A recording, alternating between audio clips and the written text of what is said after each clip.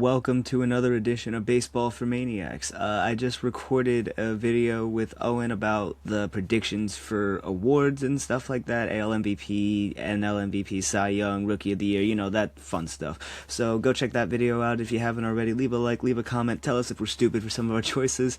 But opening day is tomorrow afternoon. Opening night is in about 2 hours. So the Red Sox have finalized their opening day roster, and I'm going to go over just what I think were the important things to note, whether it would be choices for pitching, who got sent down, who's going to come up and do something here. But I got 5 little points here that I'm going to go over, and we're going to basically break down what the Red Sox mindset was going into the 2026 season with these roster moves. Now, the first one that really stood out to me was Connolly Early is going to be getting rotation time over Johan Oviedo, the guy that we got in exchange for the password Jos Nixon Garcia from the Pittsburgh Pirates. Now, I don't hate that because obviously Early is one of the top prospects, and they don't want him to be used in the sense of a reliever role.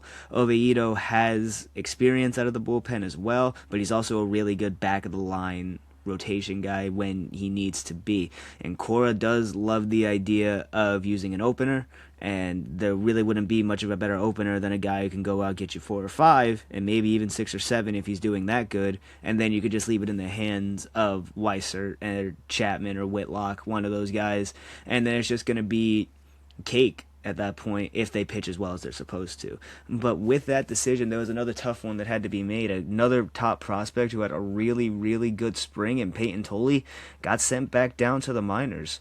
And the reason for that is solely just because they don't want to use him out of the bullpen. And that I completely understand.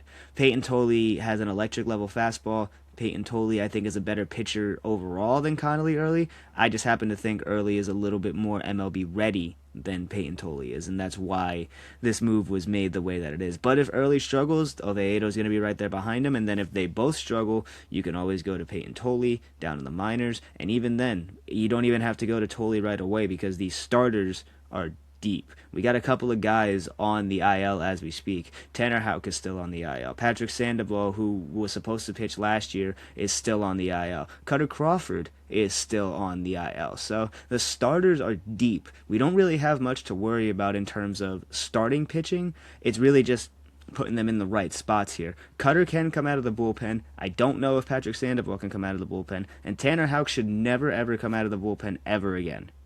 So leave Tanner Houck on the mound. Let him be a starter. I'm not ready to give up on Tanner Houck. I think he's a really good pitcher, and I think he has a chance to have a bounce back year when healthy and be the number 3 guy or number 4 guy now at this point for Boston when he can get his health back under control. But moving on from the starters here, the other logjam on this team is still the outfield because we still have all those guys. We still have Willier, we still have Cedon, we still have Jaron, we obviously still have Roman, and then probably the outlier in all of that is Masataka Yoshida. Now, based on the projections, it looks like Roman is going to be playing more left field than Jaron is, and Jaron's going to be taking over the designated hitter role. For the time being, that is.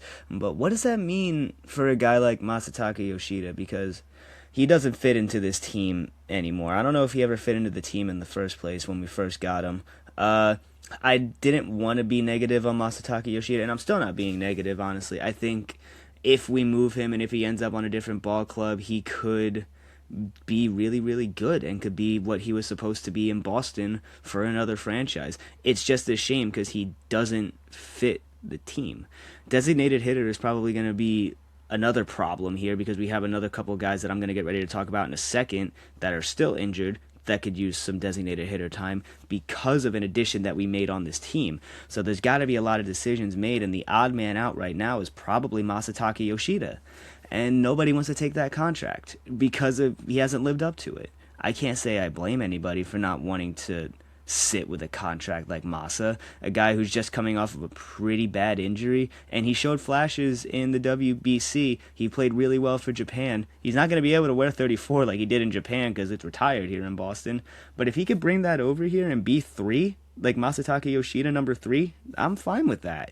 And I it's just, he can't though, because there's no room for him.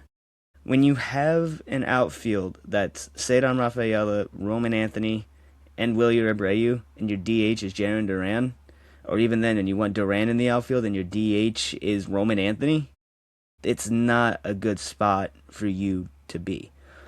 I think Masataka does get moved. I can't even predict to where because I just don't know who would want to take on the contract. But it breaks my heart because I had very, very high hopes for Masataka Yoshida. And honestly, I hope me saying all this stuff, I get proven wrong. Maybe he does get everyday DH innings, and he does explode and be the hitter that he's supposed to be. I really hope that I'm wrong. But as of right now, Masa does not fit the program for Boston. But a guy who has been trying to find a spot as well, Marcelo Meyer, because shortstop has been held by Trevor Story for the past couple of years, and then when you add Caleb Durbin, third base becomes a hell of a lot harder to obtain, which means the only spot open available on the infield was second base, and it didn't come without competition. Nate Sogard, Andrew Monasterio, guys like Christian Campbell even too. Mickey Gasper had a pretty good spring. Somebody like Mikey Romero was supposed to break out in the spring. He looks pretty good. But Marcelo Meyer has done it. He earned the job and will be the starter at second base. And it seems like Monasterio is going to be right behind him there as well with Isaiah Kiner Falefa. But he can kind of just play anywhere. You could plug him in anywhere and it's going to be average to below average defense. But it's just good to have a guy to put out there who can do it all.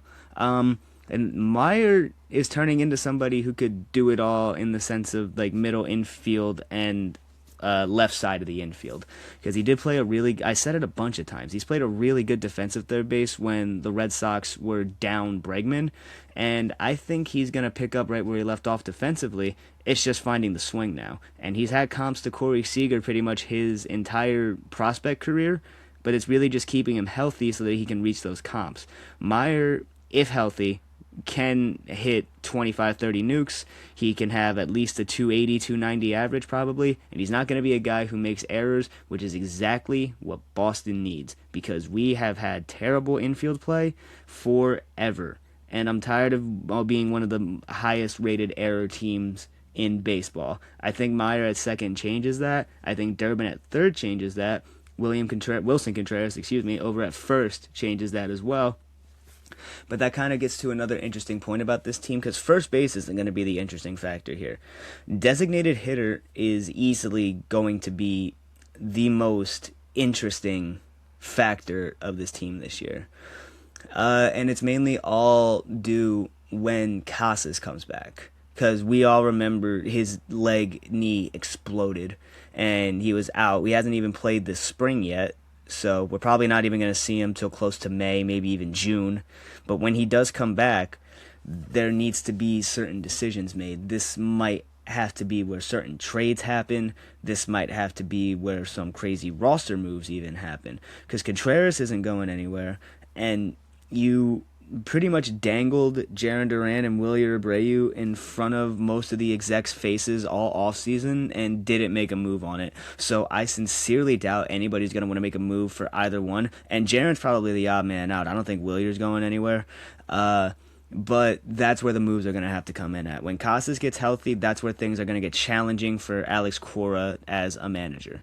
Because Casas can be a really good power bat, but he's inconsistent.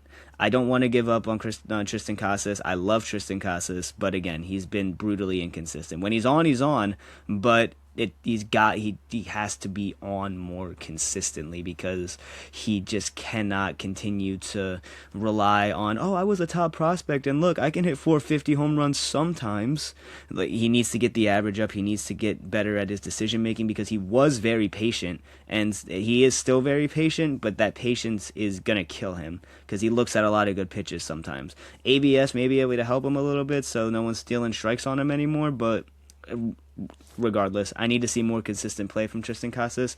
Otherwise, he ends up being the odd man out when he comes back. Him and Massa are probably the two odd men out when it comes to getting moved at the trade deadline. And I don't think this guy's going to get moved, but I'm incredibly worried about him, and it's incredibly unjustified as well. Because Christian Campbell not making the opening day roster kind of broke my heart, just in the sense of when you give a guy an extension like that, he's not supposed to be going back and forth between the minors. I know he's only 24 years old, and with my conversation that I had with Chris Cotillo, if you haven't seen that video, go leave a like, subscribe, give it a watch. He said that the Red Sox are going to be mainly prioritizing Christian Campbell in the outfield, which that makes sense. And he's young, he's athletic, he's really fast. He can play a multitude of positions, too. They tried to get him in at second base. They were even working him out at first at certain points when Casas went down. The outfield seems like a landing spot for him, but again, that just makes the outfield even more crowded again.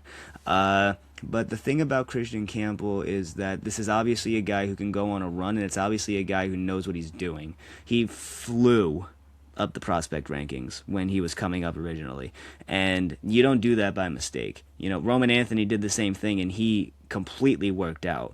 I don't see why Christian Campbell can't do the exact same thing, but that doesn't make me any less worried because he's already making a lot of money on this team. He's making life-changing money already, and he had a down year in his first year. He immediately got sent down, and then I don't want to see his confidence be shot now because we weren't patient with him to break out of a slump, or just whatever the decision making was at the time being in Boston. Christian Campbell is the final piece of a puzzle that can make the farm system moves look genius, because these are all Heim products. Marcelo, Campbell, Roman, those guys all came from the minds of Chaim Bloom, and it's going to prove a point that I would like to make, that Chaim Bloom wasn't a bad general manager, and he put us in a position that we're in right now with these prospects that we have. But nevertheless, I do think I'm unjustified in my worry about Christian Campbell, but I also just, you got to understand where I'm coming from here. Like, if Michael Harris got the contract extension and then immediately struggled for the Braves like the way Christian Campbell did, I'm sure they would be incredibly worried about that as well. But we locked him up, so he has a lot of time to make these adjustments and make these changes. I would love to see him do it. I'd love to see him get the call at some point this this regular season, excuse me.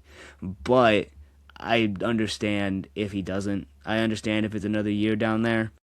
And I also understand if he gets moved at some point in a package. I don't want to see it. I would hate to see it. But I totally get it. And with that, that's going to conclude things on this edition of Baseball for Maniacs. So, yeah, just quick rapid fire getting through quick little points that were made about the Red Sox team, things that Cora said, things that Breslow said, just getting the overall feel of the roster out there. Outfield's still crowded, designated hitters going to be crowded, and the starters are crowded. So we have a lot of good problems to have, but it's going to be very interesting to see what Breslow's mindset is going into the season and how Cora manages this going into the season. I think Cora's on the hot seat, and if the Red Sox don't perform this year, he's out. But yeah, that's going to do it for me. Leave a like if you enjoyed. Am I missing out on any key points here? Am I stupid for being worried about Christian Campbell? Should Roman Anthony be DHing and Jarren Duran be in the outfield? Should Peyton Tolley be getting the innings instead of Connolly early? Should Early be out of the bullpen and Oviedo be the 5-starter? You guys let me know. But we got baseball tonight, and we got baseball tomorrow. So you all enjoy some baseball, and I will catch all of you on the next one.